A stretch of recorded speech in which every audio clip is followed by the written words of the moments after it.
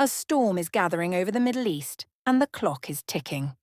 Before we begin, make sure you subscribe, like, and turn on notifications so you never miss the geopolitical flashpoints shaping our world.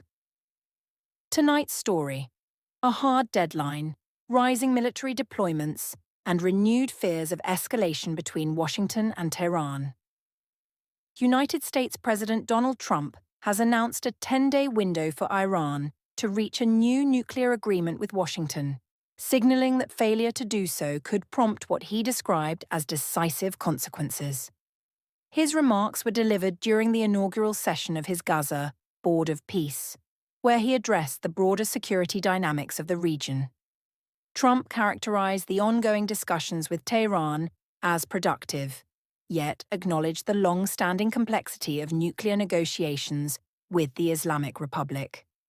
He reiterated Washington's position that Iran must not obtain a nuclear weapon and stressed that the coming days would determine whether diplomacy prevails.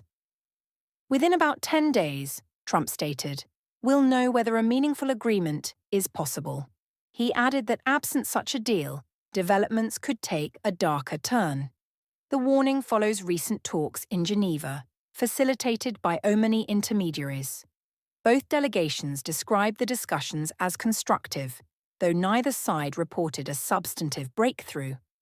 Iran's Foreign Minister, Abbas Araghchi, reaffirmed Tehran's position that uranium enrichment for civilian purposes constitutes a sovereign and legally protected right. He described that right as inherent and non-negotiable, underscoring Iran's refusal to accept demands for zero enrichment. While diplomatic channels remain open, the divergence between Washington's insistence on strict limitations and Tehran's assertion of sovereign nuclear rights continues to define the impasse. As negotiations unfold, the United States has significantly reinforced its military presence in the Middle East. According to multiple reports, 2 aircraft carrier strike groups, long-range bombers, and more than a dozen naval destroyers have been repositioned in the region. The scale of this deployment has drawn comparisons to the military buildup preceding the 2003 invasion of Iraq, marking one of the most substantial force concentrations in the area in over 2 decades.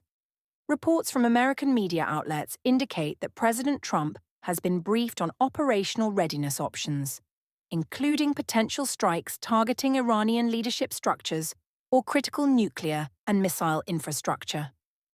These options remain under consideration as diplomatic efforts proceed. Tensions